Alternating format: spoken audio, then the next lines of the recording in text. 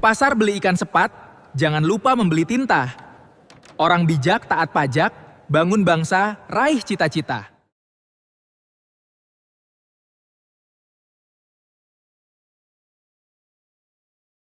Assalamualaikum warahmatullahi wabarakatuh. Dalam pelajaran ini, kita akan belajar tentang pajak pertambahan nilai atau PPN dalam akuntansi pajak. PPN adalah pajak yang dikenakan atas setiap nilai tambah barang atau jasa dalam proses produksi dan distribusi hingga ke konsumen akhir. PPN termasuk pajak tidak langsung karena beban pajaknya ditanggung oleh konsumen, namun dipungut dan disetorkan oleh pengusaha kena pajak. Pengusaha kena pajak atau PKP adalah pihak yang telah dikukuhkan untuk memungut, menyetor, dan melaporkan PPN sesuai dengan ketentuan perpajakan. Objek PPN meliputi penyerahan barang kena pajak dan jasa kena pajak yang dilakukan di dalam daerah pabean oleh PKP. Selain itu, PPN juga dikenakan atas impor barang, pemanfaatan jasa kena pajak dari luar daerah pabean, dan kegiatan tertentu sesuai peraturan perpajakan yang berlaku. Tarif PPN di Indonesia umumnya sebesar 10% dari dasar pengenaan pajak, namun dapat berubah sesuai kebijakan pemerintah yang berlaku. Dasar pengenaan pajak atau DPP adalah nilai berupa harga jual, penggantian, atau nilai impor yang digunakan sebagai dasar perhitungan PPN. Dalam praktiknya, terdapat dua jenis PPN, yaitu pajak masukan dan pajak keluaran yang harus dipahami oleh perusahaan.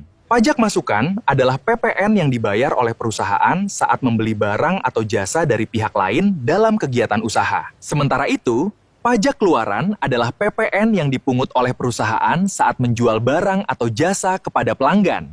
Perusahaan harus menghitung selisih antara pajak keluaran dan pajak masukan untuk menentukan jumlah PPN yang harus disetor.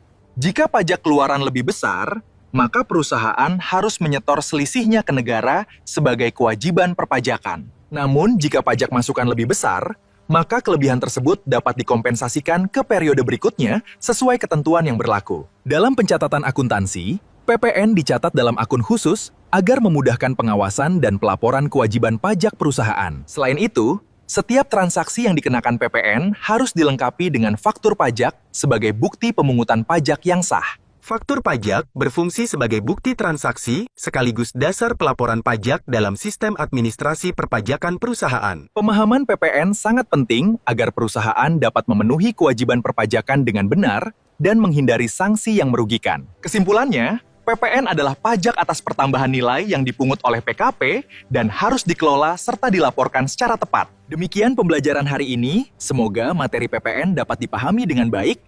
Wassalamualaikum warahmatullahi wabarakatuh.